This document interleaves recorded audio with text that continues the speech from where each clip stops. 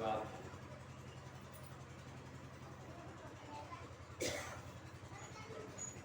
इसलिए अविरम चले कार्यक्रम की ओर और करें शुरुआत एक भजन के साथ। साहेब सबका ससिया के डोरिया धाय के करेला भजनिया हो कि कोई कोई ना हो कि कोई ना पूजे गुरु के चरनिया हो कि कोई ना पूजे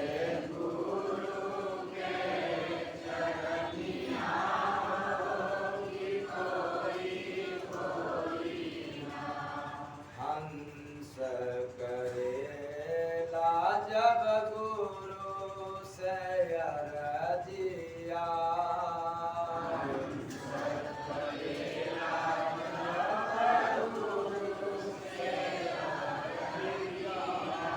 कहते सुनाई यही श्वास में अवजिया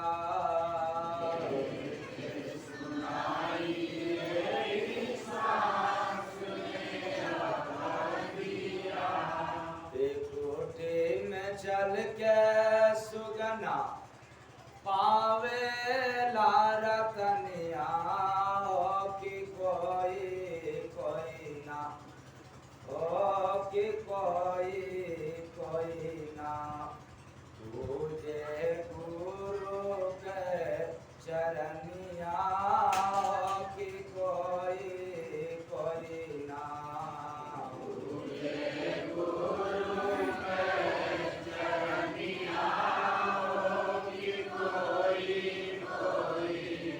घंटा बाजे शंख बाजे बाजे ला नगरिया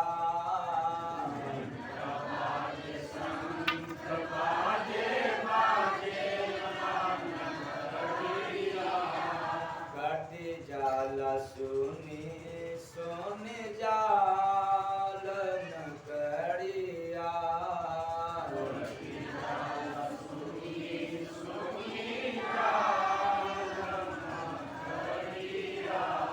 मनुआ के जलिया साहेब काटे ला सरनिया हो कि कोई ना तुझे गुरु के चरनिया हो कि कोई ना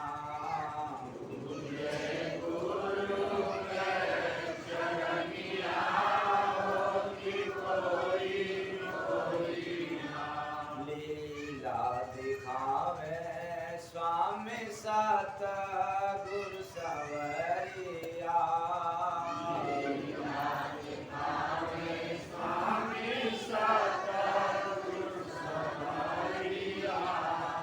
रूपवा विदेही दर से प्रेम का डगरिया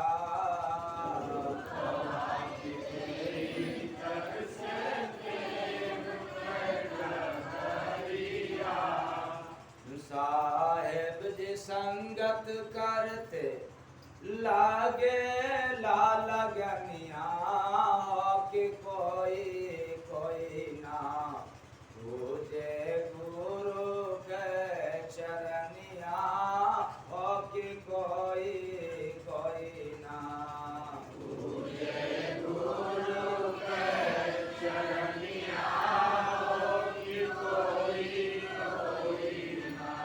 दया बरसावे स्वामी हीर नगरिया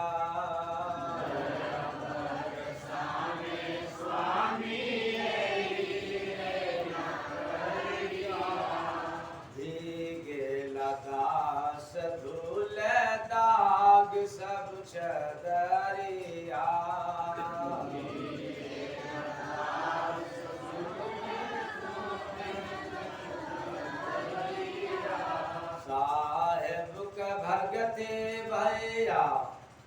माले ला बचनिया कि कोई कोई ना हो कि कोई कोई ना पूजे गुरु के चरनिया हो कि कोई कोई ना पूजे गुरु के चरनिया हो कि कोई कोई ना जय गुरु बंदे तारे सत गुरु परनावा जय गुरु बंदे तारे सत गुरु परनावा दुनिया में आवे प्रभु मूल करनवा दुनिया में आवे प्रभु मूल करनवा भगति के रहिया धय के चले लावतनिया हो कि कोई कोई ना हो कि कोई कोई ना पूजे गुरु के चरनिया हो कि कोई कोई ना पूजे गुरु के चरनिया हो कि कोई कोई ना ससिया के डोरिया धय के करे ला भजनिया हो कि कोई कोई ना हो कि कोई कोई ना पूजे गुरु के चरनिया हो कि कोई कोई ना पूजे गुरु के चरनिया हो कि कोई कोई ना साहेब सबका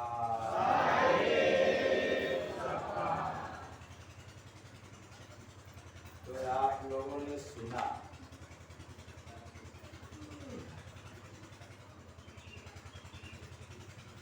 इस संसार में सब लोग अपने अपने मतलब के अनुसार याचना पूजा किया करते और हर एक व्यक्ति नास्तिक हो तब भी आस्तिक है तो कोई बात नहीं किसी न किसी जरिया किसी न किसी माध्यम से लोग याद करते ही लेकिन एक बात है इस संसार में वेद पुराण शास्त्र प्रमाणित करता है कि भजन भी तो लोग करते हैं जैसे मैंने बताया कि पूजा पाठ तीर्थ व्रत सब अपने अपने मतलब के लिए करते हैं। अब साधना में चला जाए तो भक्ति भजन भी लोग करते हैं और भजन करने का तरीका भी कई है कोई अंगुली के माध्यम से कोई माला के जरिए से कोई हमेशा नाम रटने के यानी जपने के माध्यम से किया करते लेकिन जो भजन आज आप लोगों को सुनने को मिला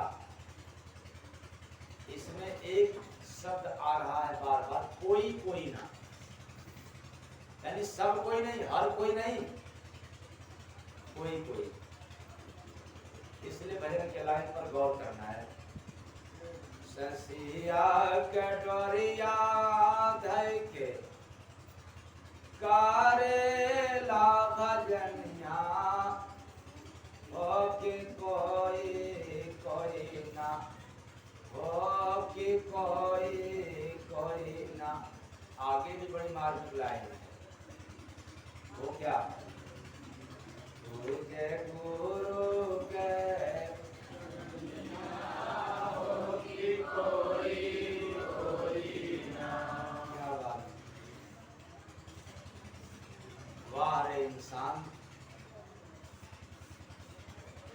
एक पत्थर की टुकड़ा को, एक पिंडी को भगवान मानने को तैयार है, लेकिन किसी संत सदगुरु, किसी महान इंसान को हम भगवान नहीं कह सकते।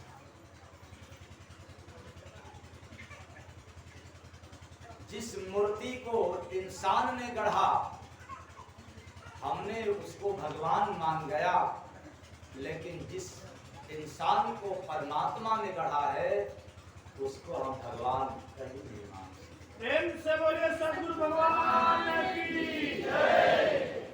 तो संसिया कटोरिया धय के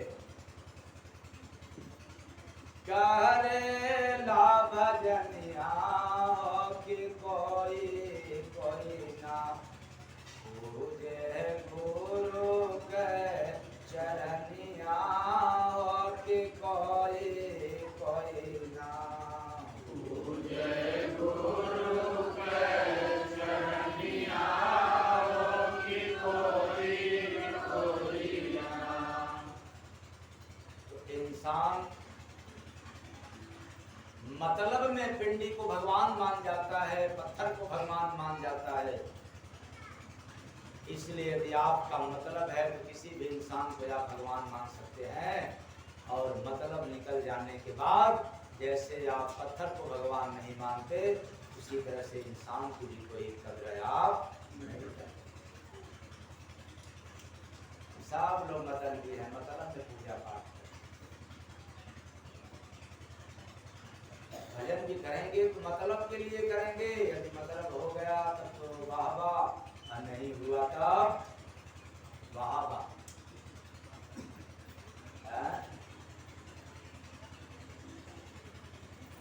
जैसा कि कल हमने बताया था,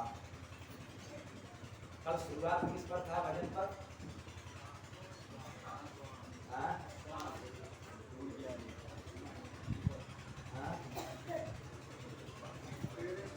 तेरे श्वासों में रंगता वही राम है, नाम लेकर गुरु से तू परखा नहीं। तेरे श्वासों में रंगता वही राम है, नाम लेकर गुरु से परखा नहीं। तो फिर शाम वाला क्या था?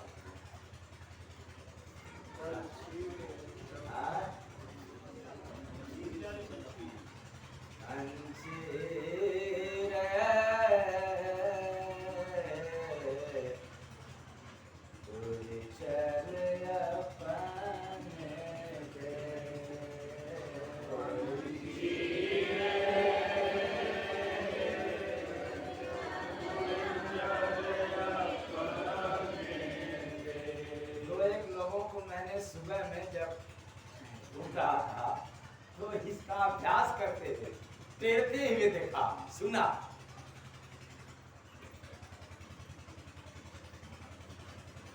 कि कैसे इतना लंबा किया जाए।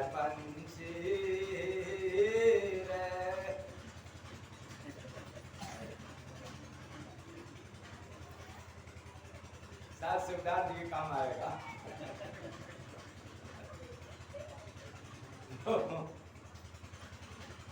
तो बंसी रे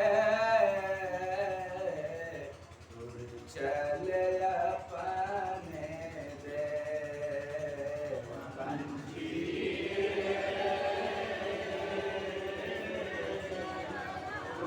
चल अपने दे।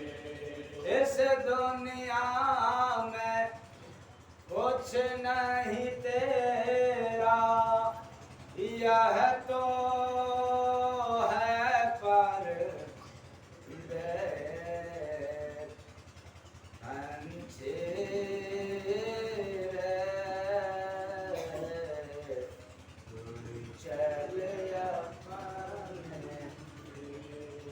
लेकिन कल सुबह में था सांस पर, और रात में हो गया कुछ जीव, यानी यदि श्वास से संबंधित था। और मैंने कहा था यदि सुबह शाम और आज के सुबह में यदि श्वास पर आ गया तो फिर चलेगा श्वास पर ही, और बदल गया तब बदला तो नहीं लगता है। फिर आज किस पर निकल गया? तो संसिया के डोरिया धय के करेला भजनिया हो कि कोई ना हो कि कोई ना पूजे गुरु के चरनिया हो कि कोई ना पूजे गुरु के चरनिया हो कि कोई ना। ये माता की, पिता की और गुरु की चरण को जल्दी होता है। इसकी माता पिता और गुरु की चरण जो है पूजनीय होता है। चरण तो सभी के पास है लेकिन बंधनीय नहीं, पर इनके पूजनीय।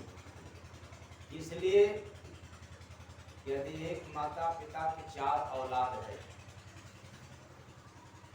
तो किसके लिए काम करेंगे? एक के लिए कि चारों के लिए? और चारों औलाद अगर पढ़ रहे हैं या कोई और काम कर रहे हैं तो किसके लिए कर रहे हैं? अपने माता पिता के लिए, अपने लिए, अपने भाइयों के लिए? तो बताओ उस समय उनका चरण बंधनी होगा? जो केवल अपने मतलब के लिए काम कर रहा है उसका, उसके पास भी चरण है लेकिन उसके चरण का कोई पूजा करने योग्य नहीं है, उनका कोई बंधन ही नहीं हो सकता। लेकिन एक पिता एक माँ जब भी एक कदम आगे बढ़ाते हैं वो अपने सभी औलाद के लिए बढ़ाते हैं। उसी तरह से अब गुरु चाहे शिक्षा विभाग में ले लिया जाए अथवा किसी भी डिपार्टमेंट का, और साथ में आध्यात्मिक भी, ऐसे गुरु जब भी एक कदम आगे बढ़ाते हैं या कोई भी राय देते हैं, शिक्षा देते हैं, तो सिर्फ एक के लिए, अपने मतलब के लिए या सबके कल्याण के लिए? सबके कल्याण के लिए। सबके कल्याण के लिए। तो बंधनी किसका होगा? तो आप लोग अपने अपने माता पिता की चरण छूते हैं कि नहीं? बेईमानी की बात मत करना। माता पिता बनाम सास ससुर,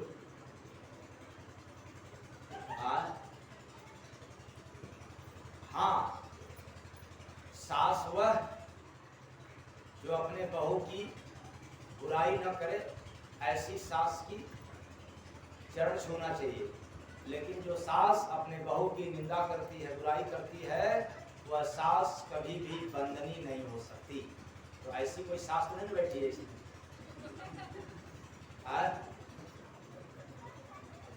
क्या बात? टाइम को याद रखने रहना। ससिया के डोरिया दर के करेला भजनिया हो कि कोई ना पूजे गुरु के।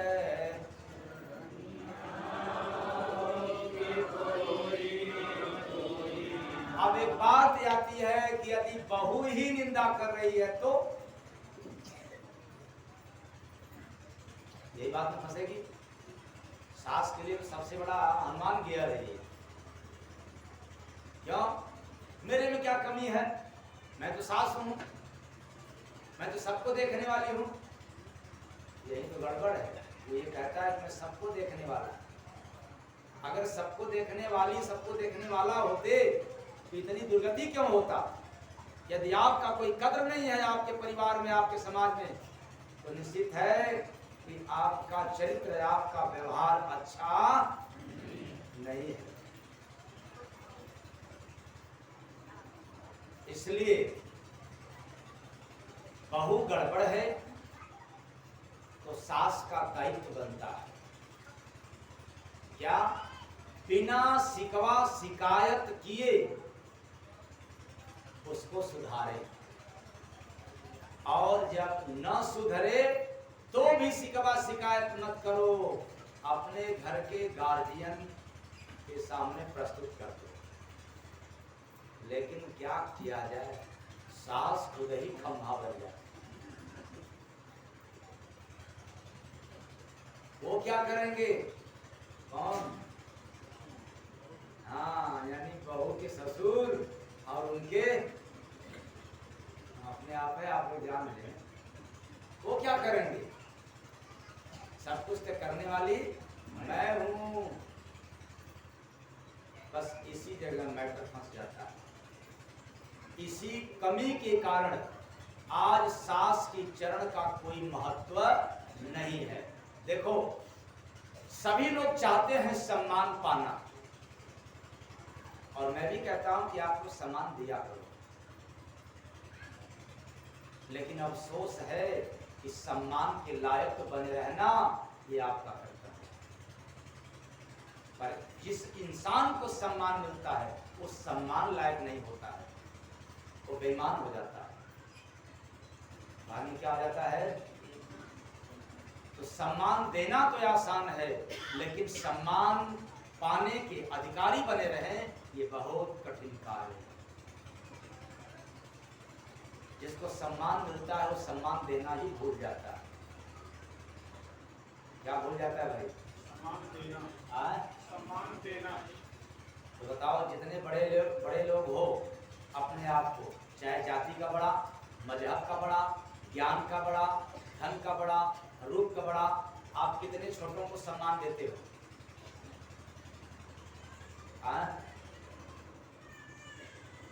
तो याद रखना, पूज्य गुरु के चरनिया। अरे जितने लोगों को सम्मान मिलता है यही बेईमान है। ये सम्मान देना भूल गए, इसलिए इनके चरण का भी बंधन होता नहीं है। लेकिन संत सद्गुरु ऐसे होते हैं जो एक घाट पे शेर और बकरी को पानी पिलाने का कार्य करते हैं, इसलिए उनके चरण का बंधना होता है, पूजा होता है, तो महान बनते हैं। इसलिए ऐसे चरणों की वंदना कोई कोई करता है, हर कोई नहीं कर सकता, सब कोई नहीं कर सकता। तो सम्मान सबको देते हैं।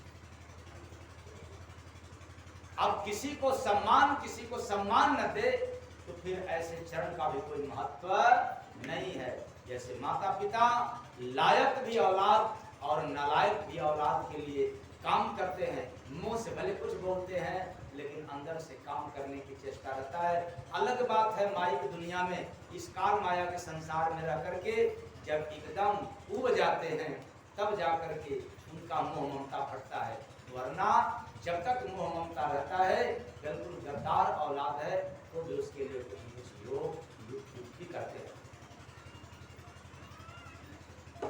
ऐसे ही संत सद्गुरु होते हैं।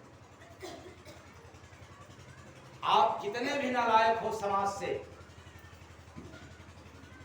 लेकिन जब उनके शरण में झुक गया तो आपको उठा लेते हैं, और सिर्फ उठा ही नहीं लेते हैं, उठाने के बाद पार भी कर देते हैं। इसलिए ऐसे संत सद्गुरु का चरण बंधनी होता है। उनका हर एक कदम जब भी आगे बढ़ता है तो किसी एक भक्त के लिए नहीं, किसी एक जाति मजहब के लिए नहीं, किसी एक इंसान के लिए नहीं, किसी एक गांव देश के लिए नहीं, किसी एक जिला प्रदेश के लिए नहीं, उनका पूरे देश के लिए। प्रेम से बोले सद्गुरु सरकार की जय। वैसे जैसे परमात्मा किसी एक मजहब जात के लिए नहीं होते, पढ़ाने वाला गुरु किसी एक जात मजहब का नहीं होता, वो सबके लिए होता है। सूरज एक के लिए नहीं है, चांद एक के लिए नहीं है, समुद्र एक के लिए नहीं है, ये पेड़ पौधा एक के लिए नहीं है। उसी तरह से संत सद्गुरु किसी एक के लिए नहीं होता। यही मात्र कारण है कि उनका चरण बहुत ही आदरणीय होता है, वो जनी होता है, बंद नहीं होता। मैंने बताया माता की पिता की भी और तब बताया गुरु। तो पहले माता पिता की क्यों बताया? जब आप माता पिता की चरण की वंदना करते रहोगे, चरण स्पर्श करते रहोगे, तो निश्चित है कि आपको बड़े ही आसानी से बिना दुख झेले संत सद्गुरु का चरण शरण मिल जाएगा। यदि आप माता पिता के चरण का सम्मान नहीं करते हो तो आपका जब पुण्य उदय होगा तब जाकर के संतों का क्या मिलेगा? चरण शरण मिलेगा। तो इसलिए मैं तो एक बात जरूर कहता हूँ बड़े गर्ष के साथ कि मेरे पास जितने भी लोग आए हैं यह ही नहीं आए, बड़े ही आसानी से नहीं आए हैं, बड़े थके हारे आए हैं। 1-2% ऐसे लोग हैं जो बड़े शान शौक से आए हैं, अपनी मर्जी से आए हैं, वरना सबके ऊपर जब पड़ा काल का डंडा तब जय गुरु वंदे झंडा आ गया। सतगुरु भगवान की जय। तो ससिया के ढोलिया धइ के करेला भजनिया हो कि कोई ना पूजे गुरु के चरनिया हो कि कोई ना पूजे गुरु के चरनिया हो कि कोई ना। मैंने बताया ये श्वास डोर है और श्वास एक ऐसी डोर है जिसका और अंत नहीं है, जिसका न कोई आदि है ना कोई अंत है। ऐसे डोर जब आपको मिल जाए तो फिर चलेंगे ईश्वर की ओर। अगर बत्ती और कपूर दशांग घी का मिल गया आपको डोर तो वह भी ले जाएगा। मेरे जमाने में पहले कुआं से पानी निकाला जाता और अब के जमाने में हैंड पाइप से। ठीक, तो डोर में बाल्टी बांध करके ढीला जाता पानी में, लेकिन खैर इस पर बहुत बड़ा प्रूफ है हर तरह से। अगर अहंकारी व्यक्ति के लिए दिया जाए, देखो बाल्टी जब तक टाइट रहेगा, खड़ा रहेगा, तब तक पानी आएगा नहीं आएगा, लेकिन बाल्टी झुकेगी तब। पर उधर में नहीं जा रहा, इस पर डोर का भी उदाहरण है, बाल्टी का भी उदाहरण है, और बाल्टी जो ढीलता है उसका भी उदाहरण है, क्योंकि उसको भी झुकना पड़ता है। तो कई तरह का, लेकिन आज प्रसंग किस पर है? श्वास एक डोर है। तो पहले के जमाना में डोर के माध्यम से पानी निकाला जाता था और वह पानी पीने के काम आता था, स्वास्थ्य के लिए लाभदायक तो है ही, साथ में यह भी कहा गया कि जल ही जीवन है। एक बार भोजन न मिले तो काम चल जाएगा, लेकिन पानी न मिले तब नहीं चलेगा, चलने वाला नहीं है। जीवन में जल का बहुत बड़ा महत्व है। ये जो जल तत्व है, तो याद रखना उस डोरी का ओर और छोर पता है। एक जो छोर है उस पर बांधा जाता था और दूसरा जो छोर है कहीं हाथ से सरकने न पाए, वरना बाल्टी सहित बर्तन सहित डोरी भी कहां चली जाएगी? भूमि में। कुएं में, तो फिर क्या करना पड़ेगा? अब उसको निकालने के लिए फिर दूसरे डोरी का प्लस और निकालने वाले औजार की व्यवस्था रखना पड़ेगा। मतलब यह डोर यदि हाथ से छूटा तो मतलब क्या हुआ? सावधानी हटी और दुर्घटना हटी।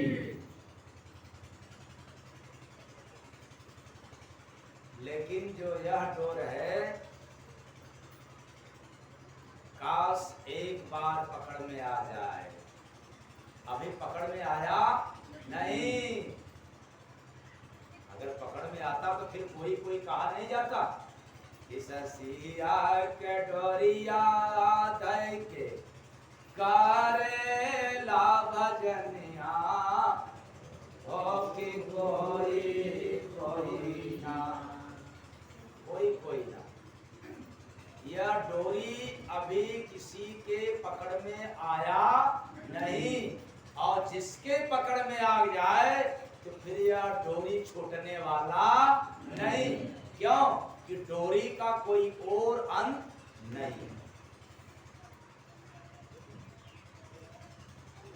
पकड़ लिया तो जहां तक जाते बने जाओ, जाते बने तब जाओ, और थक जाना तो फिर उसी जगह विश्राम कर लेना।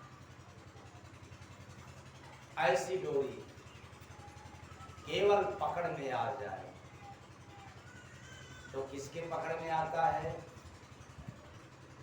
तुझे गुरु के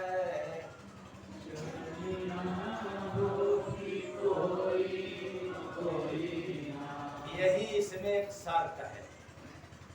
यह जो सांस रूपी डोर है वही पकड़ पाता है जिसने गुरु के चरण की वंदना किया है, पूजा किया है।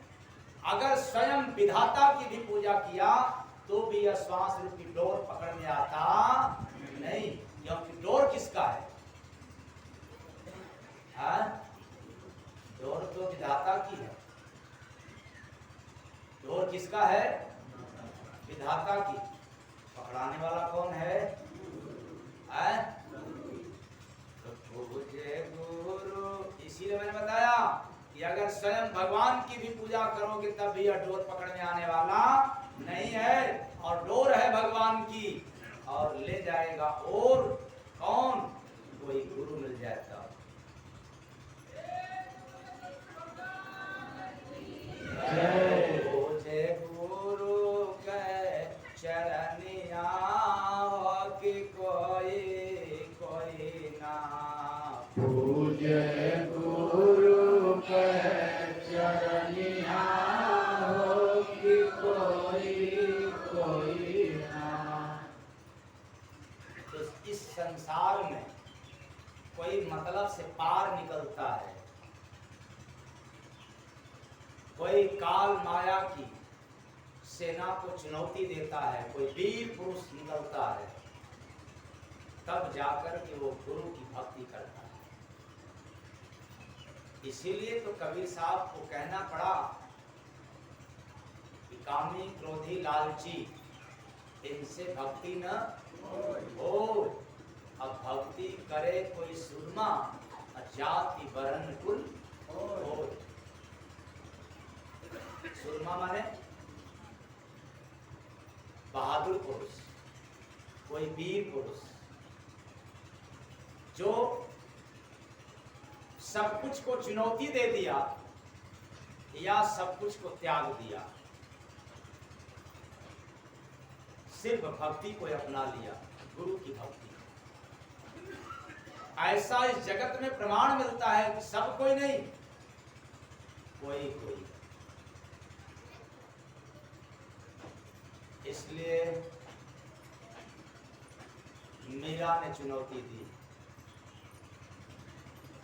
सबको छोड़कर अंत में किसके शरण में आए? गुरु के। और इस संसार में सर्वप्रथम इष्ट बनाया सबसे ज्यादा गोस्वामी दास जी ने मानस में भगवान राम के विषय में लिखा और इष्ट भी बनाया, लेकिन पूजा किसका किया?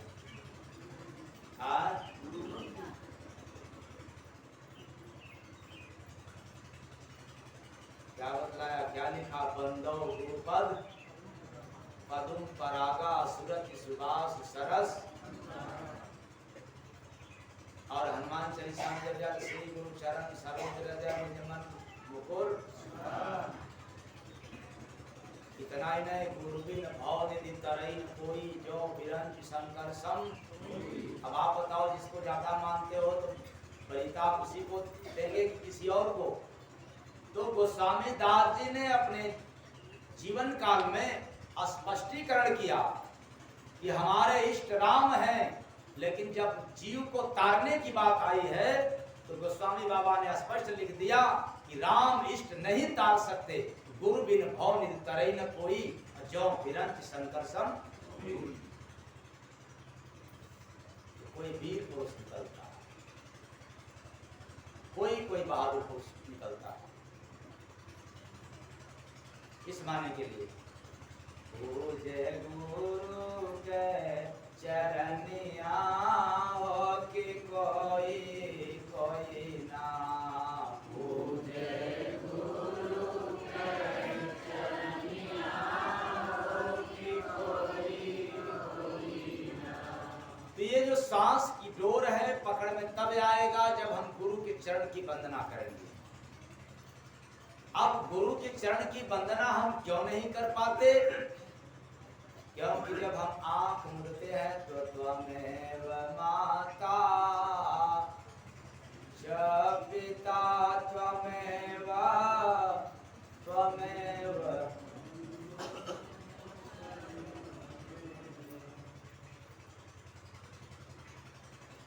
आंख बंद करके सब कुछ हम बना देते हैं। त्वमेव माता च पिता। और जब संत सदगुरु के पास जाते हैं तब क्या कहते हैं? हमें दे दिया जाए। क्या दे दिया जाए? जो हमको चाहिए। क्या चाहिए? जो समाप्त हो जाने वाला है।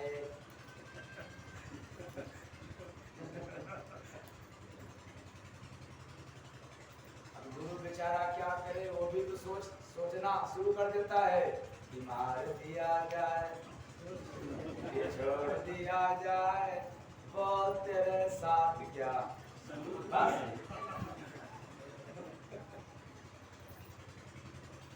अब आ गया भिखारी मांगने को। अगर ये वंदना भी कर रहा है, पूजा भी कर रहा है, तो आ गया भिखारी बन करके मांगने के लिए। वो चीज नहीं मांग रहा है। क्या? ससिया कटोरिया धई के करेला भजनिया हो कि कोई ना पूजे गुरु के चरनिया हो कि कोई ना। तो श्वास की डोर मिल जाए जो इतनी लंबी है जो भवसागर से भी पार है, क्योंकि इसका तो और अंत है, लेकिन ईश्वर की डोर का कोई और अंत नहीं। संसार की जितना पीड़ा परेशान करता रहेगा, हम उतना ही डोर पकड़ करके उससे निकलते रहेंगे।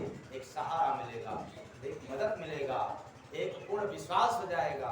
लेकिन हम तो मानते ही श्वास की डोर पकड़ में आ जाए, अर्थात अपने भीतर श्वास है, इसमें रम जाए, इसके याद में रहे, ये कोई नहीं मांगता है।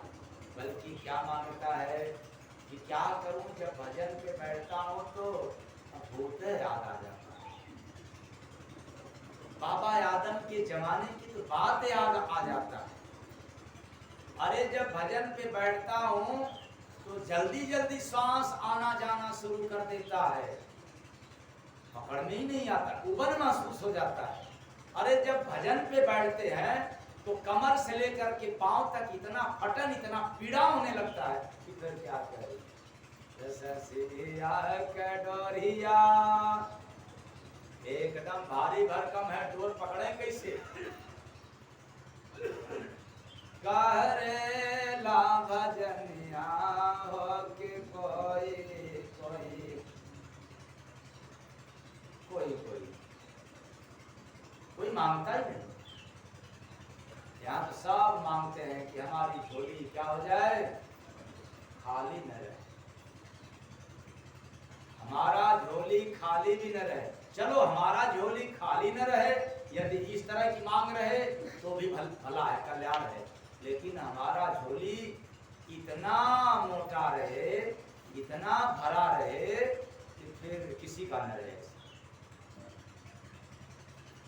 और कबीर ने क्या प्रमाणित किया, साईं इतना तामे। अरे आप लोग कैसा मांगते हो, साईं इतना दीजिए,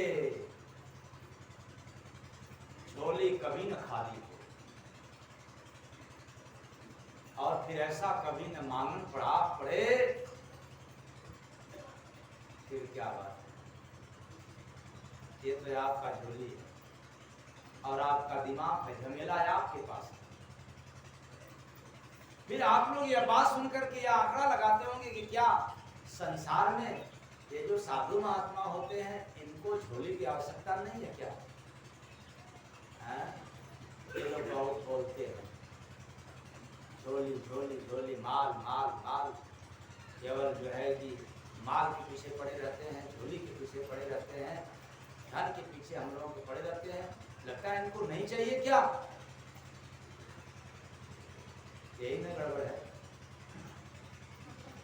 क्या की रही भावना जैसी है, मूरत देखी तिल तैसी। उनको झोली की जरूरत नहीं पड़ता। क्यों? जरूरत उनको है, जरूरत आपको भी है, और दोनों की जरूरत में अंतर क्या है? आपको झोली भरने के लिए चाहिए और उनके पास झोली नहीं है, इसलिए भरने की कोई आवश्यकता नहीं। झोली है तो भरना पड़ेगा, झोली नहीं है तब भरना नहीं पड़ेगा।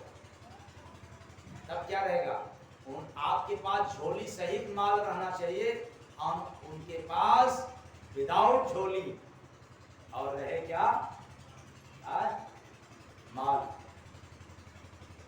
तो आप लोग झोली वाले हैं कि बिना झोली वाले?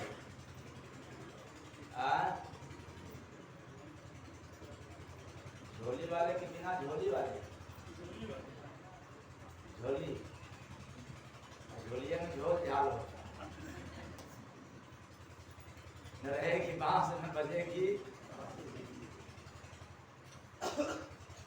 अगर आप लोग शर्ट सिलवाते हैं तो पॉकेट रहता है कि बिना पॉकेट का? तो आप लोग कहोगे कि जब पॉकेट रहेगा तो चश्मा रखेंगे, पॉकेट रहेगा तो मोबाइल रखेंगे, यही बात यही ना? और जब पॉकेट रहेगा तो उसमें पर्स भी रखेंगे, तमाम तमाम आइटम रखेंगे। मैं केवल शर्ट की बात कहा। अभी कुर्ता की और पैजामा की, पैंट की अलग बात है, केवल शर्ट की। तो व्यवस्था के साथ हम लोग सिलवाते हैं, रहेगा तब उतना रखना पड़ेगा। तब आप लोग सोचोगे कि मोबाइल कैसे रखा जाएगा, पॉकेट न रहे तो। बात तो बिल्कुल सही है, मोबाइल को रखने के लिए तो चाहिए पॉकेट, लेकिन सच सच बताना, मोबाइल रखने के उद्देश्य से पॉकेट आप लोग बनवाते हो या पैसे रखने के लिए? आपका उद्देश्य गलत हो गया। मोबाइल नहीं, पैसे के लिए, लेकिन रखते क्या क्या हुआ? सबसे ज्यादा कपड़ा में जो पॉकेट रहता है उसका कलर चेंज हो जाता है। सबसे ज्यादा कपड़ा में भार कौन उजता है? पॉकेट। कौन उजता है? कौन झेलता है? पॉकेट। ये कोई नहीं कहता है कि कपड़ा खाली, पॉकेट खाली। पॉकेट खाली इसका मतलब भरा था, फिर क्या हो गया? खाली। तो संसार के ही नियम है, जो यहाँ से आया फिर यहाँ से जाएगा। अगर यहाँ झोली है तो एक बार भरेगा फिर खाली होगा। ये दोनों लफड़ा है। और जब ना रहे तब तो न भरे होने का और न खाली होने का, न दुख न सुख, दोनों नहीं सताएगा। मतलब पॉकेट भर जाए तो सुख और खाली हो जाए तब दुख, और जब नहीं रहेगा तब न पॉकेट भरने का सुख न पॉकेट खाली होने का। तो संतों के पास इसीलिए झोली नहीं रहता, इसी कारण से झोल झाल नहीं होता। वैसे तो और भी है, आप अपना पैसा अपने झोली में रखते हो और साधु महात्मा पैसा अपना समझते नहीं है, इसलिए आपका पैसा आपके ही बीच में रहता है।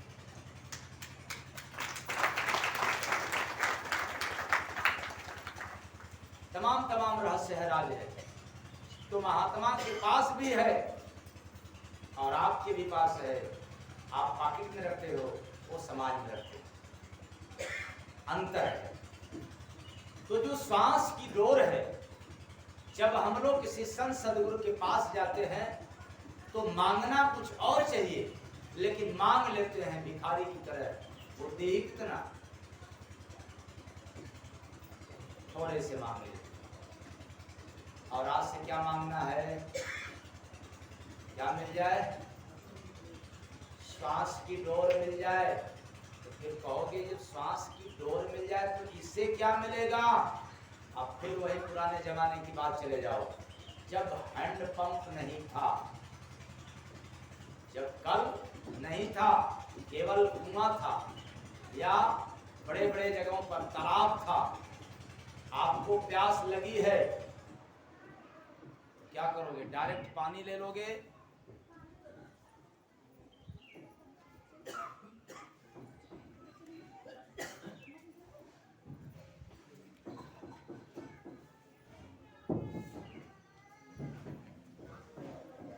पानी ले लेंगे कुआं से, तालाब से, या डोरी और बाल्टी की आवश्यकता?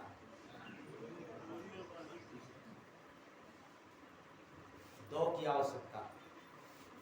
केवल डोरी हो तो भी नहीं निकलेगा और केवल बाल्टी है तब भी नहीं निकलेगा। मतलब डोर और बर्तन, ये दोनों की आवश्यकता है, तब जाकर के क्या मिलेगा? पानी, और फिर प्यास मिटेगा। वरना कितनी दुर्गति होगी वो तो आप लोग अपने दिमाग से आंकड़ा लगा सकते। ठीक ऐसे ही आत्मा को प्यास है परमात्मा से मिलना। आत्मा हमेशा कराहती है, तड़पती है, प्रभु मिलन कब होगा। लेकिन यह तड़प तब तक नहीं मिटता, यह प्यास तब तक नहीं समाप्त होता जब तक उसको डोर और बर्तन नहीं मिलता। डोर और बर्तन नहीं मिलता। तो डोर कौन है? श्वास की। बर्तन कौन है? इंसान। बर्तन कौन है? व्यक्ति। जिस व्यक्ति के भीतर चेतन जीव, चेतन आत्मा प्यासा है, अगर वो बर्तन और श्वास रूपी डोर में बंध जाए तो फिर वही आ गई ससिया के डोरिया धय के करेला भजनिया हो कि कोई ना हो कि कोई ना पूजे गुरु के चरनिया हो कि कोई ना। तो व्यक्ति है बर्तन, श्वास है डोर। अब आप कहेंगे कि व्यक्ति के भीतर श्वास है लेकिन पकड़ में आया नहीं, तो बताया कि बर्तन में अभी कमी है, यानी इंसान में अभी कमी है, जिसके अंदर डोर है लेकिन पकड़ में आया नहीं। ये दोनों तब एक होते हैं जब गुरु से मिलन होता है। तब किससे मिलन? गुरु से जब मुलाकात होता है, जब गुरु का सानिध्य मिलता है, जब गुरु के चरण की हम वंदना करते हैं, पूजा करते हैं, तब जाकर के उस साधक के भीतर जो श्वास की डोर था अब वो मिल गया, जुड़ गया, उससे एक हो गया। यानी व्यक्ति यानी साधक और साधक की डोर एक में नथी हो गया। क्या हो गया? एक में जुड़ गया। ऐसे क्या था? अलग अलग, श्वास अलग है और इंसान अलग है। कभी पता चलता था क्या कि श्वास अपने भीतर है तो कैसे आती है कैसे जाती है, और यदि आती जाती है तो इसमें क्या लीला है, क्या रहस्य है, क्या राज है, पता नहीं चला। और जब पकड़ में आ जाए तब डोरी अलग है और बर्तन अलग है। और आप चले भी गए कुआं के पास, पानी भी देख रहे हैं, लेकिन कोई अनुभव, कोई एक्सपीरियंस?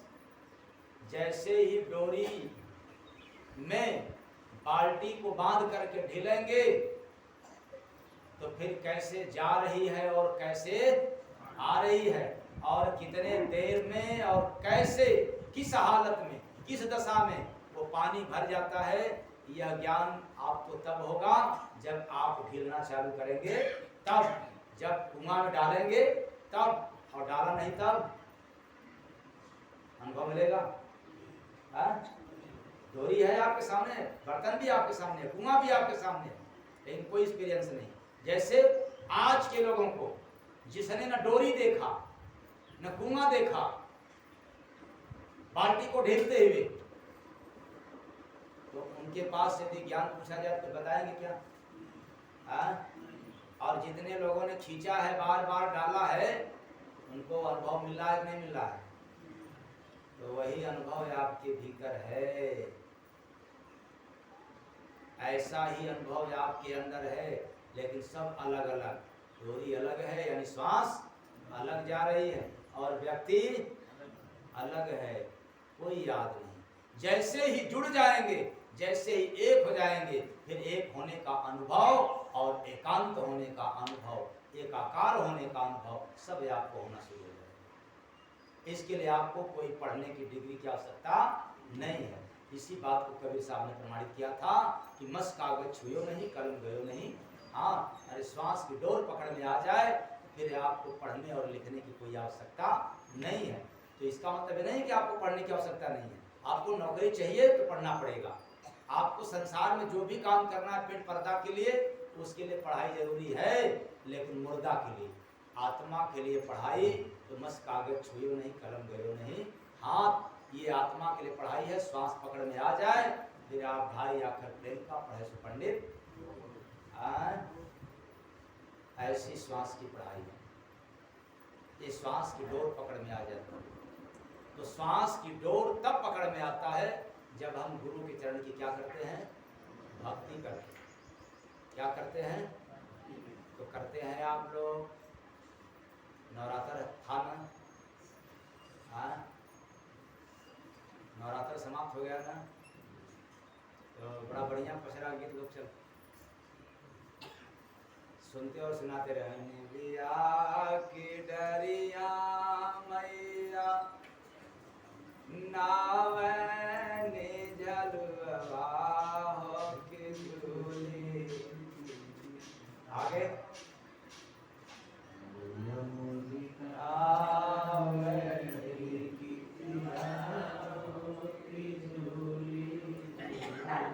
बस इसी जगह रुक जाइए। मैया मोरी गाँव में नहीं, कौन मैया? निबिया की डरिया मैया नावनी झलू। हमको तो देखने में आया है कि यही जगत की नारी लोग झलुआ जो है डालती हैं, चाहे नीम का पेड़ हो या कौन पेड़, लेकिन कौन माई डाले? निबिया की डरिया मैया नावनी झलुआ की। कौन झूलता है? हमें तो नहीं झूलने को देखा, लेकिन जगत की नारियों को पुरुषों को देखा झूलते हुए सावन के महीना में। नवरात्र में तो नहीं देखा। तो मैया मोरे गाँव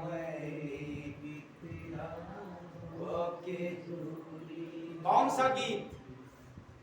एक भी गीत का नाम बताओ जो माँ ने आपको सुनाई है। सब फर्जी कवि लोगों ने बनाया। यह भजन केवल पचरा के नाम पर, देवी गीत के नाम पर लोगों ने झूम झूम को गाया, लेकिन इसका शाब्दिक अर्थ नहीं निकला। और जब श्वास की डोर पकड़ लो तो आपको वही गीत सुनाई देगा जो बिना किसी का लिखा हुआ आप लोगों के बीच में सुना।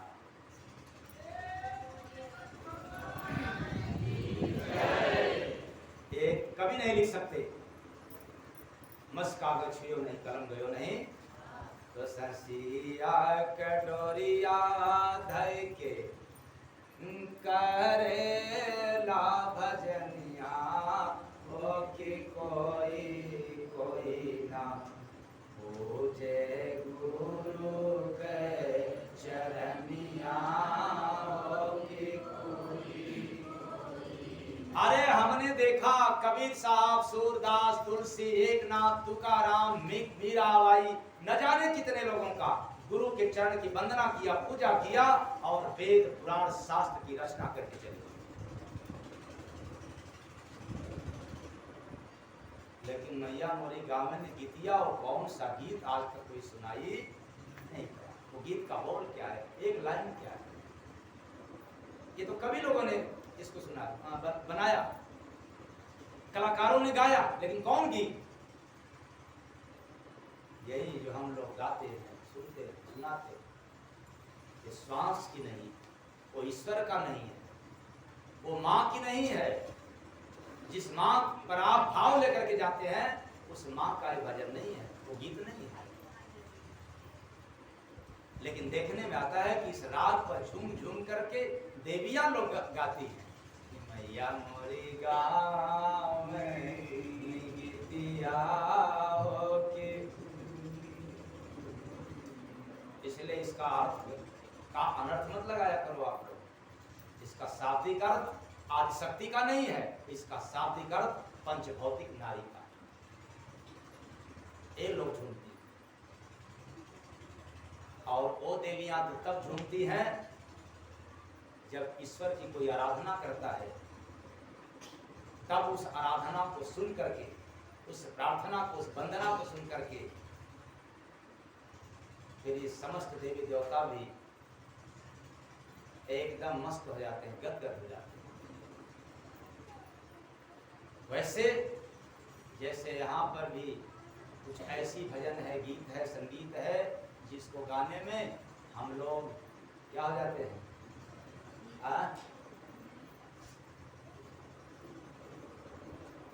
अब कोई एक गीत सुनावे कि मारा ठुमका बदल गई चाल मितवा। आगे देखो देखो रे हमरा, कौन सा कमाल, वो गिर गया, उछड़ गया, कि उड़ गया।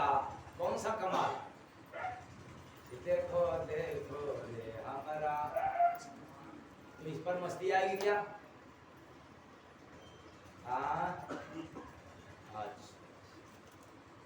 लेकिन और रुपवा मनवा मोहत बाड़ू शेर पे सवार। अच्छा, उधर की संगीत की तरह हम चलेंगे। तो ससिया के डोरिया धई के करेला भजनिया हो कि कोई कोई ना पूजे गुरु के चरनिया हो कि कोई कोई ना पूजे गुरु के चरनिया हो कि कोई कोई ना। वे इंसान संसार में बहादुर माने जाते हैं, वीर पुरुष माने जाते हैं, जो अपने जीवन में केवल केवल एकमात्र इष्ट बना लिया सद्गुरु को, मात्र एक। अब नजरों से न जाने कितने देवी देवता तीर्थ धाम सब दिखेगा, तमाम संत महात्मा भी दिखेंगे, लेकिन वो चुन लिया मीरा की सिद्धांत, मेरे तो गिरधर गोपाल दूसरों ना।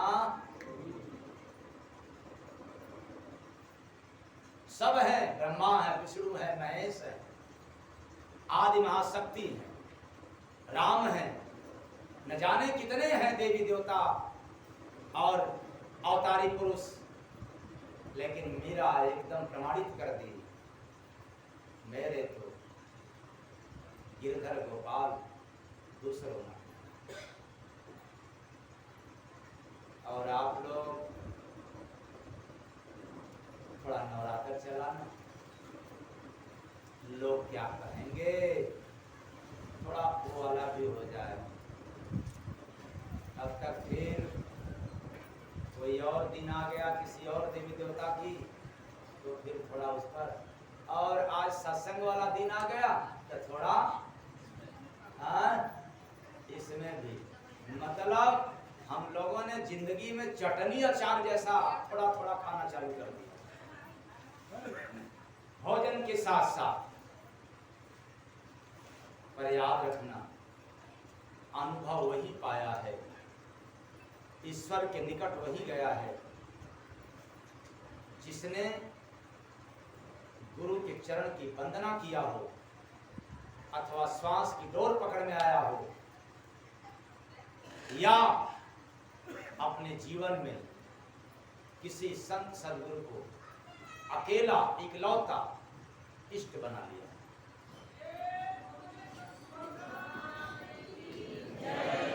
अब एक सवाल पैदा होता है इसमें, यदि मैं किसी एक संत सद्गुरु को इष्ट मना लिया, चलो ठीक है बना तो लिया, क्योंकि आज मैं कह रहा हूं और आप लोग सुन रहे हो सकता है भाव में आकर के आप मान सकते हो किसी संत सद्गुरु को आज से कि हमारा इष्ट वही है, लेकिन ये सारे देवी देवता, ये मंदिर मस्जिद, क्या वो चले जाएंगे? रहेंगे, लेकिन तब क्या होगा, आपको अनुभव होना शुरू हो जाएगा। वो कैसा अनुभव होगा? यदि आप राम के मंदिर में भी जाओगे तो आपको आपका अपना गुरु दिखाई देगा।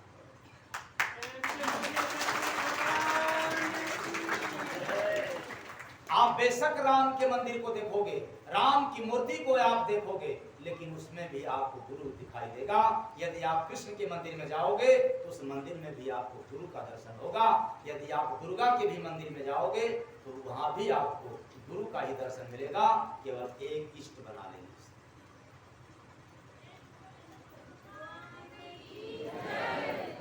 और यहाँ पर फिर वो साबित हो जाएगा, गोस्वामी दास जी की चौपाई, जाकी रही भावना जैसी, हरि मूरत देखी तिन कैसी।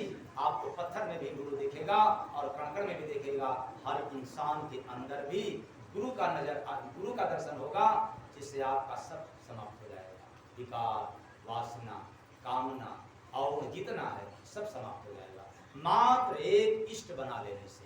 एक के सिवा दूसरा कोई नहीं इष्ट है। यदि ऐसा हो गया तो उसी दिन से आपको अनुभव होना शुरू हो जाएगा।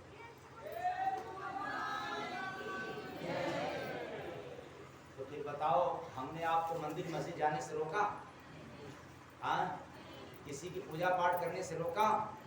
आपको हर पूजा में भी गुरु का दर्शन मिलेगा। अगर हमारा इष्ट एक है, पहले उसको याद किया, पहला काम जो है इष्ट को याद करते हुए, ऐसे जैसे शुरू करो अंताक्षरी लेकर, अरे समझ में नहीं आ रहा है, शुरू करना है अंताक्षरी, लेकिन शुरू करो अंताक्षरी और लेकर हरि का नाम। पहले आए चेतन प्राणी एक उच्च कोटि के साधक का प्रमाण मिलता है कि श्वास की डोर उसी को पकड़ में आता है या आ जाएगा जिसने इष्ट बना लिया। सारे देवी देवता रहेंगे, कोई भागने वाले नहीं है, आप भगा भी नहीं सकते हो, आप भाग जाओगे क्योंकि 33 करोड़ देवी देवता जब से सृष्टि का रचना हुआ है तब से लेकर के आज तक हैं, और आगे भी हम लोग चले जाएंगे, तब ये लोग रहेंगे। क्यों रहेंगे? क्योंकि संसार का इनको जिम्मेदारी मिला है, आपका जिम्मेदारी नहीं मिला है। संसार कैसे चलेगा ये जिम्मेदारी किनको मिला है? 4 देवताओं को मिला है। कितने देवताओं को? 4। इन्हीं 4 से 84 लाख है। वो 4 कौन है? ब्रह्मा, विष्णु, महेश और चौथा आद्या महाशक्ति। ये 84 है, चारों आसी, ये चारों आशिक हैं। इन्हीं से 84 बना, इन्हीं को 84 का काम करना, और ये करते रहेंगे संसार का काम। और आज समझ जाते हो कि मेरा काम करते, अगर तेरा काम करते तो तेरा भला हो जाता, कल्याण हो जाता। तेरा काम करने के लिए तेरा परिवार है, तेरे लोग हैं, या तो माता पिता और गुरु हैं। अगर अपने जिंदगी का कोई काम करवाना चाहते हैं तो अपने माता से, अपने पिता से और अपने गुरु से ले सकते हैं।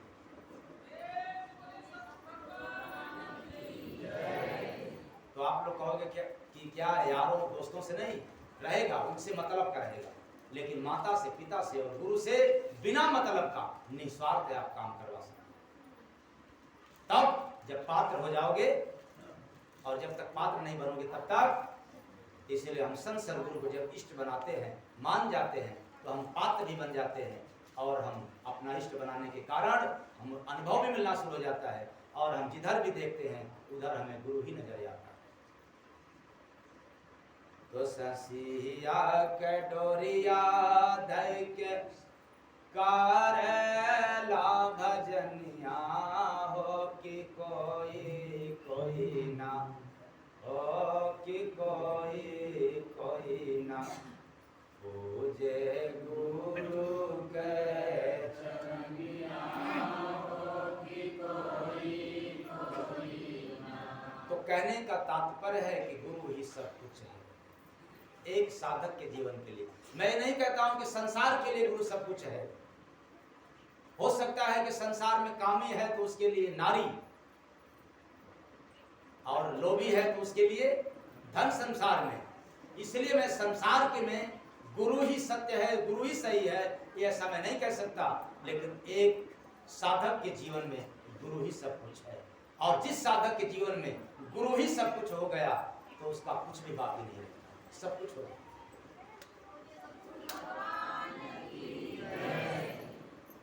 इसका मतलब नहीं हुआ कि गुरु सब कुछ हो गया तो भगवान, गुरु जब सब कुछ हो गया तो गुरु में सब कुछ मिल गया, भगवान भी मिल गए उसी में। गुरु गोविंद दो खड़े काफी लागो, बलिहारी को आपने गोविंद दियो। तो कहा ओटने गदा से भाई जब चेला बन जाएगा, क्या बात। कहा ओटने गधा से भाई जब चेला बन जाएगा, गुरु बना के पूज ले मुझको तुम भी कुर्सी पाएगा। गुरु बना के पूज ले मुझको तुम भी कुर्सी पाएगा। गुरु बना के पूज ले बात पते की मान ले मेरा, सब पे हुक्म चलाएगा। बन गुरु बना के पूज ले मुझको, तू भी कुर्सी पाएगा। गुरु बना के पूज ले मुझको, तू भी कुर्सी पाएगा। गुरु बना के पूज ले मुझको। राय दिया गदहा को हाथी, राय दिया गदहा को हाथी।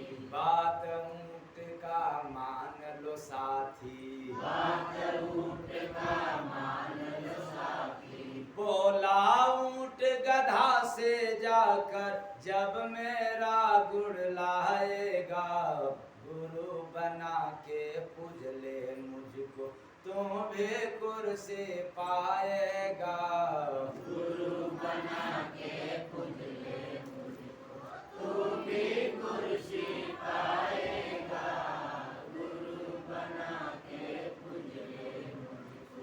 बोली गधा से जाकर बिल्ली, बोली गधा से जाकर बिल्ली। आसन लगा ऊंट का दिल्ली। आसन लगा ऊंट का दिल्ली। अरे वो दिल्ली मत भाग जाना, ये दिल्ली भाग जाना। कौन?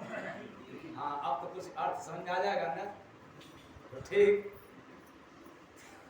आसन लगा ऊंट का दिल्ली, आसन लगा ऊंट का दिल्ली। पूछ रहा है ऊंट गधा से, क्या ठाना मुझे बताएगा। गुरु बना के पूज ले मुझको, तू भी कुर्सी पाएगा। गुरु बना के पूज ले मुझको, तू भी कुर्सी पाएगा। गुरु बना के पूज ले मुझको। गधा को भालू है समझाता, गधा को भालू है समझाता। बाप यहाँ बेटा को खाता। बाप यहाँ बेटा को खाता। कहा ऊंट ने गधा से मिलके, बिन मेरे पछताएगा। गुरु बना के पूज ले भाई, तू भी कुर्सी पाएगा। गुरु बना के पूज ले भाई, तू भी कुर्सी पाएगा। गुरु बना के पूज ले भाई। जोड़ा गधा ऊंट से रिश्ता, जोड़ा गधा ऊंट से रिश्ता।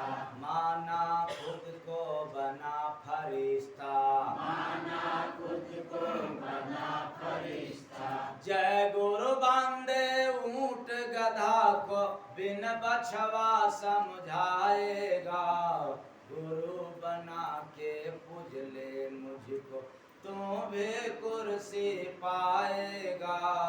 गुरु बना के पूज ले मुझको, तू भी कुर्सी पाएगा। गुरु बना के पूज ले मुझको। ये बात बड़ी उल्टी है। कैसे उल्टा? कहा ऊंट ने किससे? गधा से, भाई जब चेला तू बन जाएगा। यानी ऊंट कह रहा है गधा से कि तू चेला बन जा मेरा,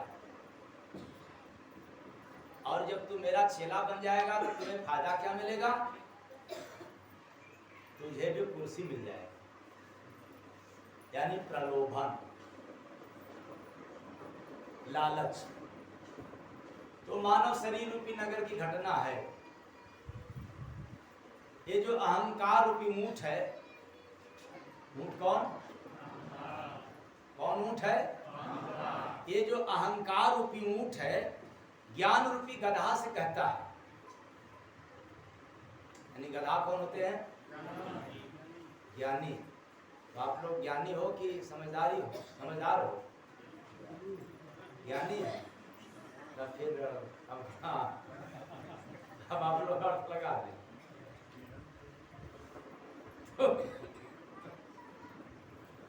समझ नहीं है, ज्ञान है। तो ज्ञान रूपी गधा,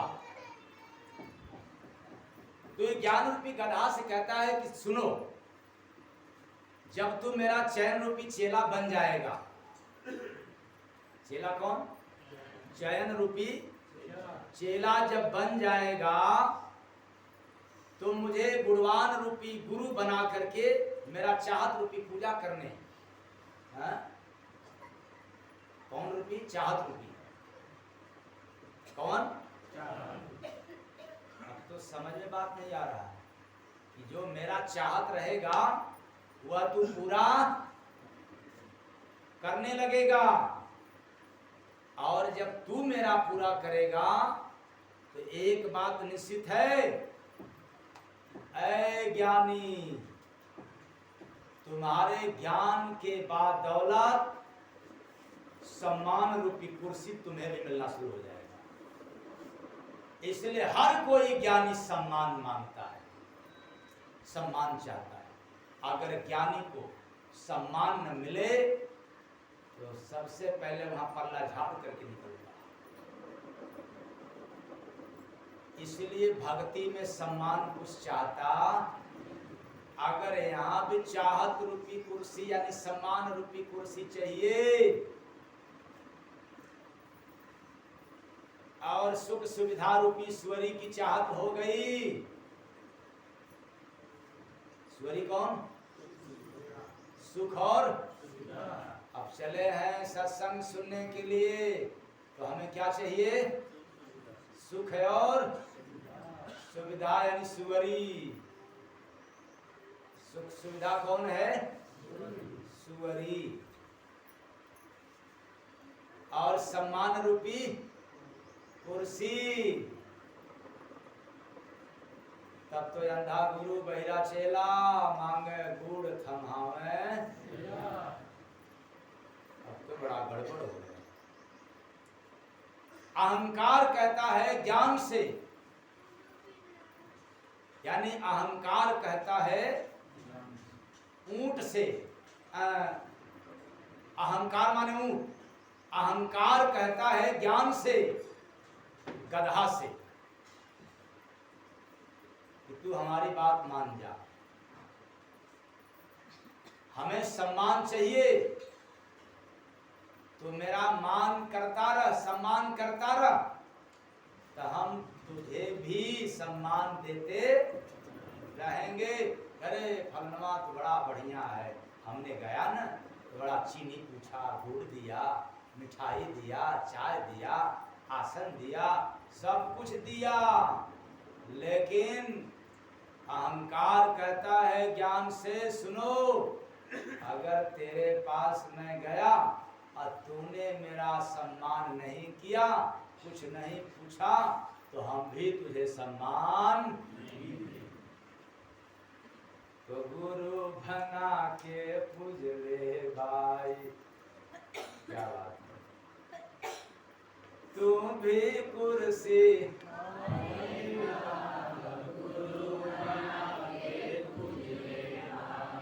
तो आप लोग कहीं इसमें का तो नहीं है? आप लोग भी तो कहीं इसमें का तो नहीं है? अगर आप लोग सत्संग में आते हैं, जब वो जय गुरु बंदे नहीं करते हैं तो हाँ मैं क्यों कहूँ? ऐसा तो नहीं ना हो आप लोग?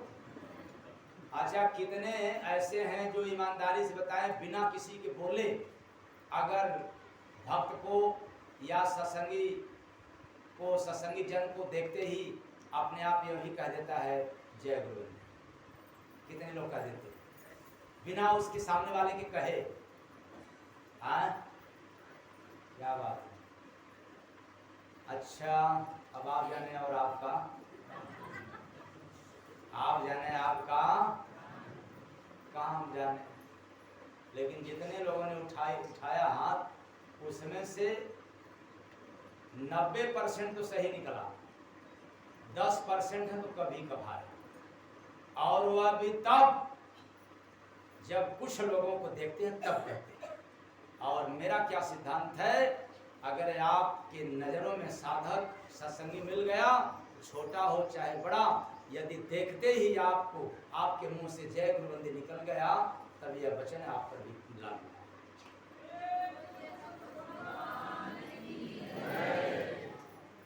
10% वाले वो हैं कि जब कहते हैं कोई जय गुरु मंदिर तो भी कहते हैं कि और जब कहीं सत्संग होता है तो कुछ लोग ऐसे भी होते हैं कि मुझे निमंत्रण नहीं मिला, यही बात ना, उनके पास निमंत्रण, उनके तरफ से निमंत्रण नहीं आया है। तो फिर याद रखना, क्या मैं बताऊं इस पर, सबसे नीच, सबसे निकृष्ट बुद्धि वाले ये होते हैं जो सत्संग कहीं सुनने के लिए वो निमंत्रण की इंतजार करते। प्रेम से बोलिए सतगुरु भगवान की जय। और सबसे उच्च कोटि के साधक प्रेम वाले साधक होते हैं, प्रेम पथिक वे होते हैं जिनको केवल दूसरों के भी माध्यम से भनक लग जाए कि अमुक जगह पर सत्संग है और वो अपना समय निकाल करके चले गए, वो उच्च कोटि के सत्संगी।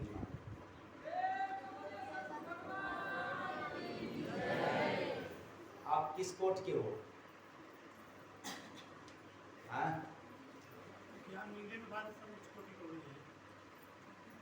तो कहा ऊँटने गधा से भाई मेरा सम्मान फिर मैं आपका, और नहीं तो कहा ऊँटने गधा से भाई जब चेला बन जाएगा गुरु बना के पूज ले। अरे भाई हमें भी तो पूछ लो, फिर हम तुम्हें पूछेंगे। तू भी कुर्सी पाएगा गुरु बना के पूज ले भाई, तू भी कुर्सी पाएगा गुरु बना के पूज ले भाई।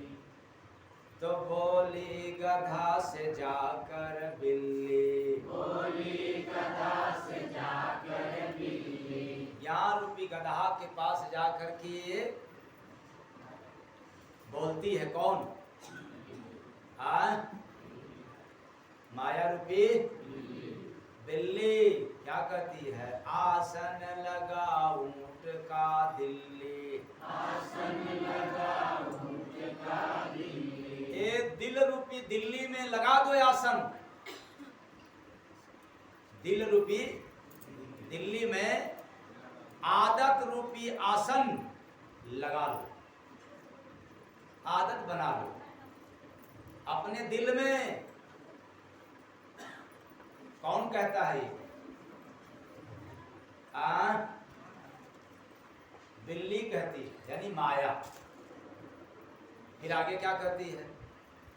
पूछ रहा है ऊंट गधा से क्या ठाना मुझे बताएगा। ऊंट कौन? अहंकार। किससे पूछ रहा है? गधा से। गधा कौन? यानी अहंकारी व्यक्ति पूछता भी है तो किससे? ज्ञानियों से पूछता है। और क्या पूछता है कि जरा बताओ तुमने मेरा क्या गुण गाया, मेरे बारे में उसको क्या समझाया, क्या बतलाया? मैं फलाने हूं। जैसे आप लोग, मैं आप लोगों की बात क्या बताऊं, कहीं मुझे बोलना था तो जैसे नहीं आप लोग मार भाव विभोर होकर के पता नहीं क्या क्या मुझे कह देते हो कि क्या पाठक जी ने बताया कि हमें याद नहीं कौन महात्मा की कौन क्या, और कोई कुछ कह देता है श्रद्धा में, भाव में, प्रेम में विह्वल होकर के, जबकि मैं हूं नहीं वैसा।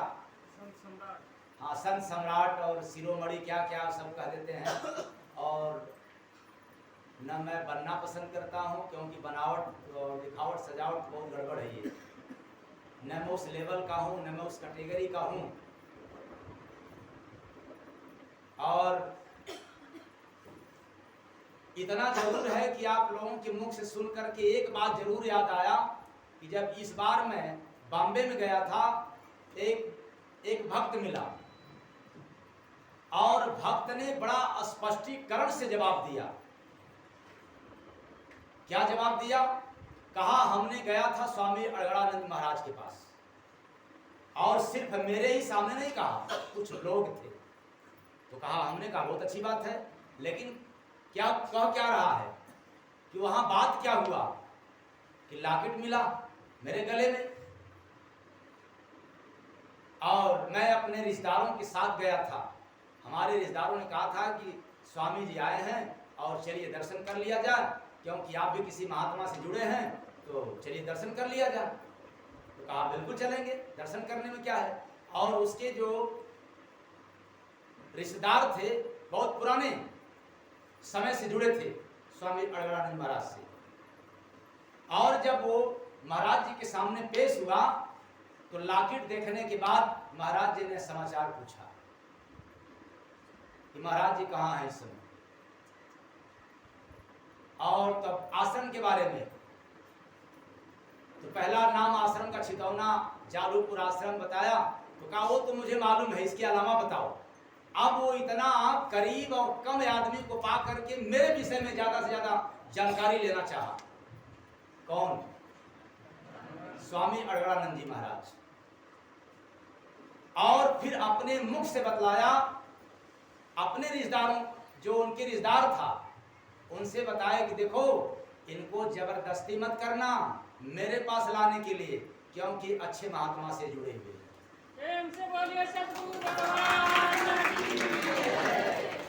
और इतना ही नहीं, यहां तक भी बताए कि मेरे से मुलाकात हुआ है, मेरे से मिलने के लिए आए थे पालघर बॉम्बे आश्रम पर। कोरोना काल के पहले जब मैं गया था तो वहां पर मुलाकात हुई थी।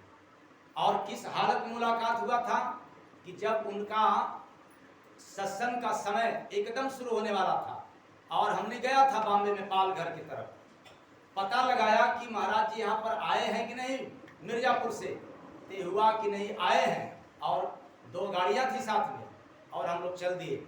चलने के बाद गेट के बाहर हमने कहा कि देखो एक तो बुजुर्ग हो चुके हैं, दूसरे बीमार हो जाते हैं समय समय पर, तो जरा देखो यदि कुटी के अंदर होंगे तब तो बड़ा दिक्कत होगा, क्योंकि कम सुनाई भी पड़ता है, तो चलेंगे किसी और काम के लिए।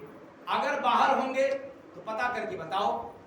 तो लोगों ने जब गाड़ी से उतर करके गेट के अंदर गया तो बताया कि स्वामी जी बनारस के आए हुए हैं, जय गुरु वंदे महाराज, और गाड़ी में बैठे हैं, आपसे मिलना चाहते हैं। कहे फौरन लेकर के आओ कि बैठाए क्यों हो गड़िया में, क्योंकि उनका भाषा ही थोड़ा सा और ठेठ भाषा में रहता है।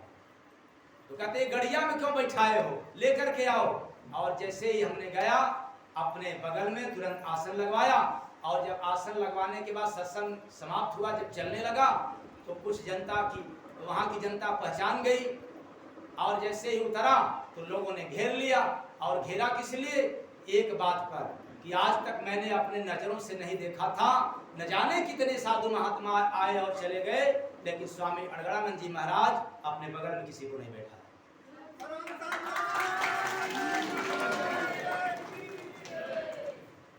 तो जब ये सवाल किया तो हमने कहा कि भाई ये बात तो अपने गुरु महाराज से पूछ लो, मेरे से क्यों पूछ रहे हो? क्या देखा क्या पाया? बहुत से महात्मा आए गए चले गए, लेकिन हम तो बैठने के लिए भी नहीं कहा था। हमने तो कहा भाई बुजुर्ग थे, बड़े भी थे, और एक संत महात्मा का जो परिचय होता है वो हमने जाकर तुरंत निवेदन किया, नमन किया, और तुरंत बैठा दिए।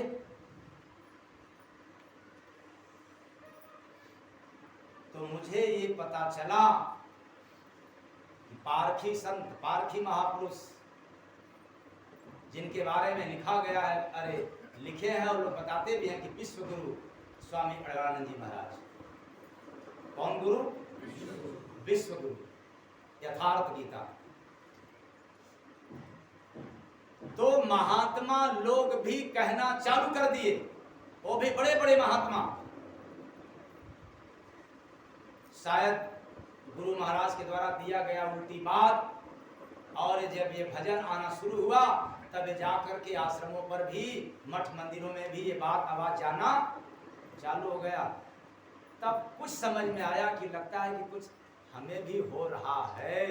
और जब अब आप लोग सुनाना चालू कर दिया तो फिर अब हमें एक अफसोस होता है, कहीं ऐसा नहीं कि फिर मुझे भी घमंड हो जाए।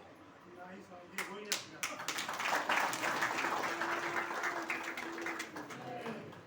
तो अहंकार, मैं इस बात पर कहना चाहता कि एक जगह मैं गया था और मुझे बोलने के लिए जैसे आप लोग तमाम शब्दों से नवाजते हैं, वैसे वहाँ खूब महान संत और अपनी वाणी, स्वयं की वाणी बोलने वाला, और धरती पर ऐसे ऐसे वाणी जब कहा तो हमने कहा कि हो गई खटिया पड़ी बिस्तरा।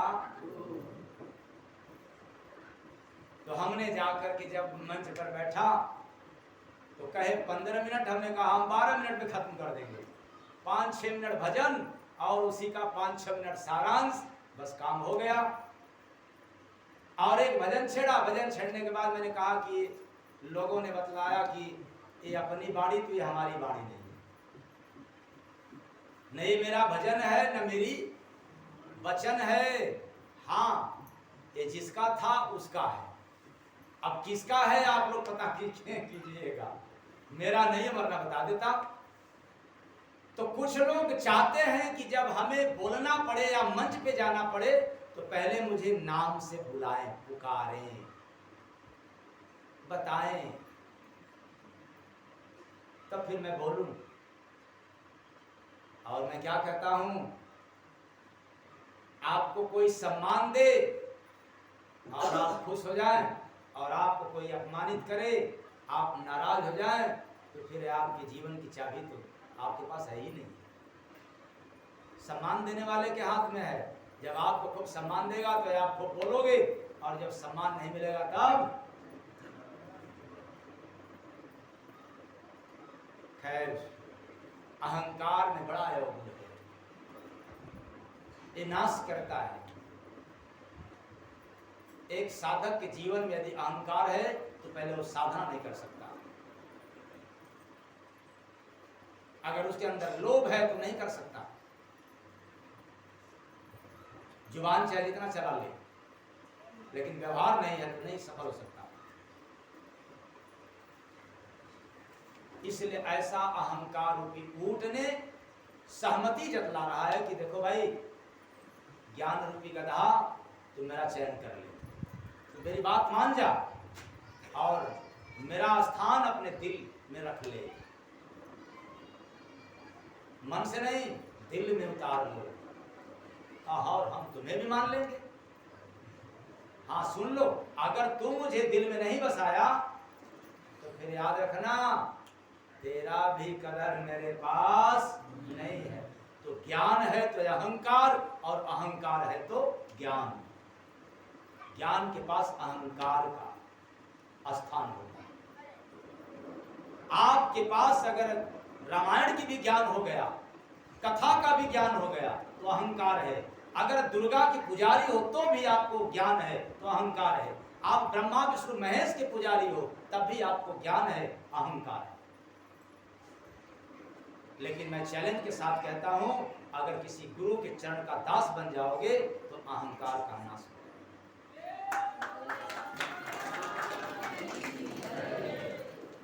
तो कहा ऊंट ने गधा से भाई, जब चेला बन जाएगा, गुरु बना के पूज ले मुझको, तू भी कुर्सी पाएगा। गुरु बना के पूज ले मुझको, तू भी कुर्सी पाएगा। गुरु बना के पूज ले मुझको। तो गुरु का दास बन गया तो अहंकार का नाश, और गुरु का दास बन गया तो श्वास की डोर मिल गई पास। नहीं तो हम रहेंगे हताश, उदास, निराश। ससिया के डोरिया धइ के करेला भजनिया,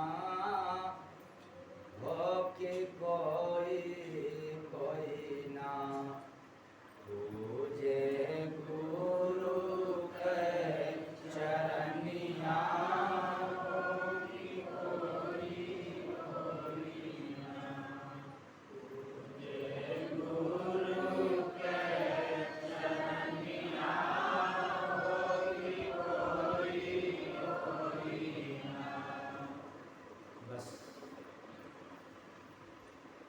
इतना ही। अब